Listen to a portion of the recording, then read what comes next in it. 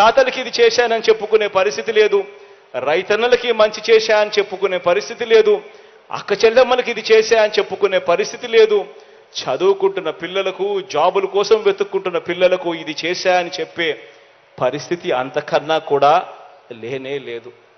ఆలోచన చేయమని అడుగుతా ఉన్నా. ఇలాంటి వ్యక్తులతో యుద్ధం జరుగుతూ ఉంది.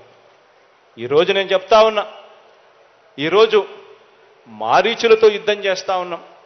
మంచి చేయడానికి మీ బిడ్డ, మీ అన్న 4 అడుగులు ముందుకు వేస్తే 8 అడుగులు లాగాలని చెప్పి తాపత్రయపడే శక్తులతో ఈరోజు యుద్ధం చేస్తా ఉన్నాం. ఈరోజు యుద్ధం జరుగుతూ ఉన్నది. వాళ్ళు చేస్తా ఉన్న యుద్ధం కేవలం జగన్తో కాదు. ప్రతి ఒక్కరూ ఆలోచన చేయండి.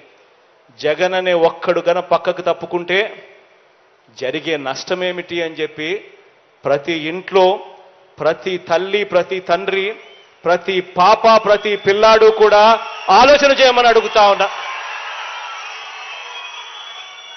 జగన్ అనే వ్యక్తి ఒక్కడు పక్కకు పోతే ఇక పిల్లల చదువులు ఉండవు, గవర్నమెంట్ బడులలో ఇంగ్లీష్ మీడియం ఉండదు, పిల్లల చదువుల గురించి ఆలోచన చేసే మనస్తత్వం ఉండదు, 100% ఫీజు రీయింబర్స్మెంట్ కథ దేవుడెరుగు, పిల్లలను పట్టించుకునే పరిస్థితి ఉండదు. విద్యారంగం గాలికి పోతుంది.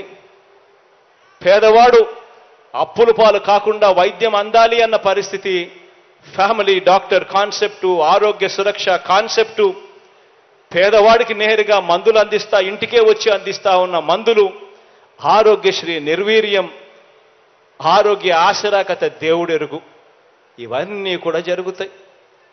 వ్యవసాయం గాలికి ఎగిరిపోతుంది.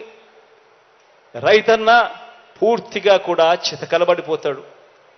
అక్క చెల్లెమ్మల బతుకులు చిన్నాభిన్నమవుతాయి. ఆలోచన చేయమని అడుగుతా ఉన్నా.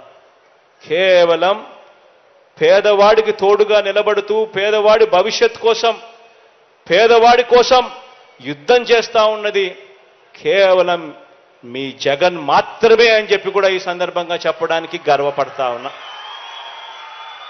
అందుకే నేను ప్రతి ఒక్కరికి కూడా చెప్తా ఉన్నా, వాళ్ళు చెప్పే అబద్ధాలను నమ్మకండి, వాళ్ళు చెప్పే మోసాలను నమ్మకండి.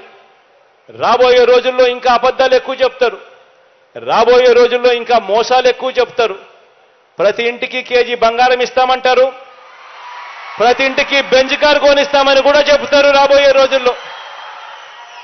కానీ ఆలోచన చేయమని అడుగుతా ఉన్నా, మీ ఇంట్లో మాత్రం ఎవరు మంచి చేశారు, ఎవరి హయాంలో మంచి జరిగింది అన్నది మాత్రమే ఆలోచన చేయమని కోరుతా ఉన్నా.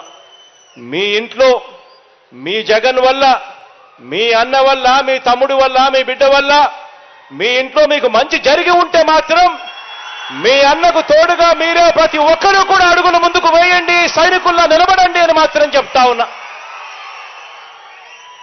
ఖచ్చితంగా నేను చెప్పే ఈ మాటలు గుర్తుపెట్టుకోమని చెబుతూ ఈ మంచి కార్యక్రమానికి ఇక శ్రీకారం చుట్టే కార్యక్రమం చేస్తా ఉన్నాం.